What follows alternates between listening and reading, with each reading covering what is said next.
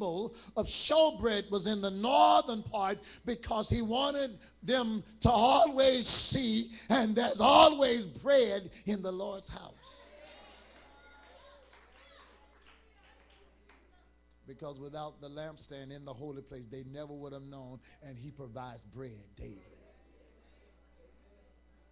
But in the most holy of holy, the holiest of holy, the most holy place where this second veil now covers, listen, and so even the priest didn't see that. Only the high priest once a year went in on the Day of Atonement and to sprinkle blood with a rope tied round his waist. Once a year, the high priest and the high priest alone goes past the second veil into the holies of holies with a rope tied around his waist, so that just in case he went in wrong and died in there, they could pull him out.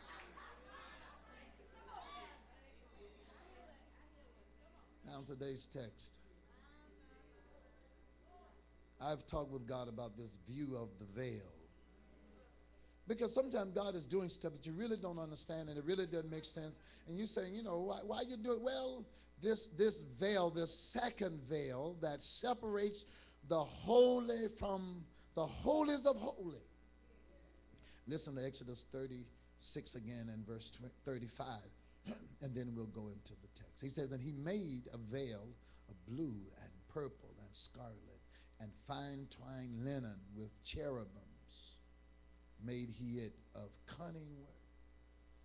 That this design of the veil was designed by God. Listen. And so without the view of the veil, we would not know that whatever we think we are looking at is not all that God's got for his people. I'll say it again. Without the view of the veil, we would not know that whatever we think we are looking at is not all that God's got for his people. Let me help you. Two or three of y'all old enough to remember this game show years ago, Monty Hall, and they'd have sometime 3 curtains. You remember that show? You're a little young. What was the name of it? Let's make a deal. Yeah, let's make a deal. And you'd have sometimes 3 curtains, but you could only pick one. You knew something was behind it, you just didn't always know what it was. But seeing the curtain suggested that there was something behind it, and the hope that whatever was behind it was worth the picking. Now sometimes with Let's Make a Deal, they would have a zonk. You had to, pick the right curtain out the 3. Or unless you got to the end of the show, all 3 curtains were good. You just had one that was better than the others. Well, in this case, listen, Monty Hall and Let's Make a Deal got their concept from God. Because the curtain or the veil that separated the holies from the holies of holy, they knew that there was something good behind the veil. They just didn't understand all of it. And what God wanted you to know and me to know is no matter what you see and no matter what you think, no matter whatever it is you see, I've got much more in store for you.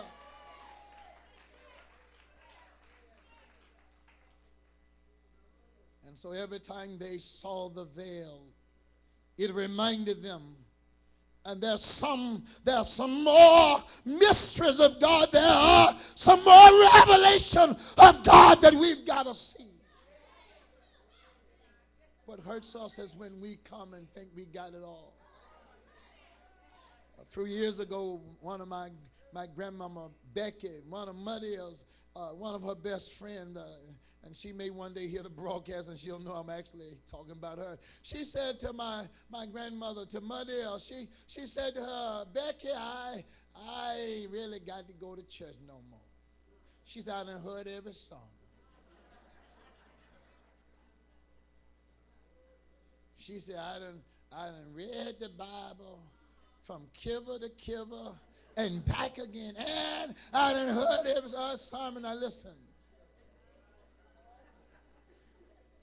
I've been preaching 30 years, but I have not preached every text in the Bible, and I for sure have not, sucked none of the meat out the bone.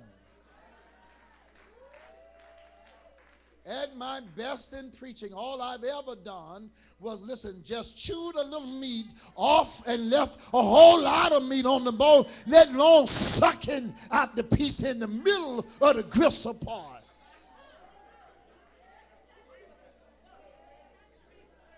That's why you ought to get into teaching.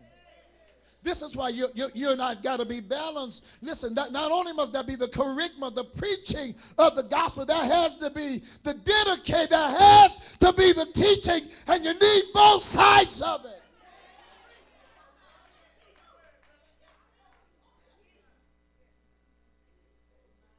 The veil reminded us, Dr. Den, and God has more. That whatever I've seen, I have not seen all that God has in store for me. It is the veil that lets the saints know that there is more. Say more. There is more. That the veil was to remind the saints that there is more. It was to remind them, don't give up on the journey. Don't turn around. Don't allow what you're facing right now to discourage you or to deter you. Keep pressing forward.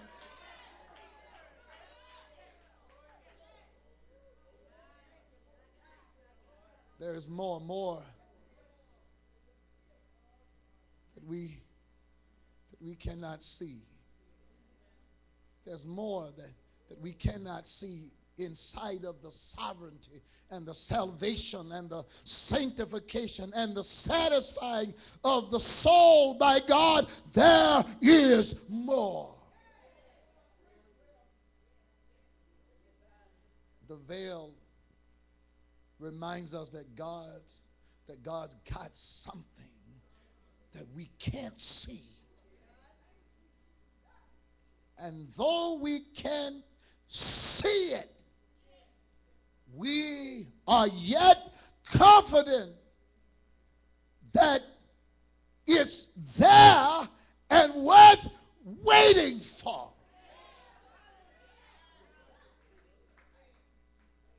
You can't see all God's got for you. No matter how smart we are, no matter how spiritually alert we are, no matter how deep we are, I'm saying to you that the veil reminds us God's got something you can't see. But though you can't see it,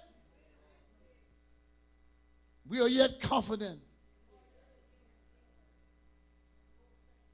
that it's there and it's worth the wait. Israel is going to run into several events where they're challenged, their faith is tested, and they're going to consider turning around. I wish there were some saints here that would never talk about turning around again. I mean, turn around to what ain't nothing behind me. Turn around. No, Paul said, forget those things which are behind. Press. I know life gets tough, but just press your way. God got something you ain't seen in store for you. Press your way.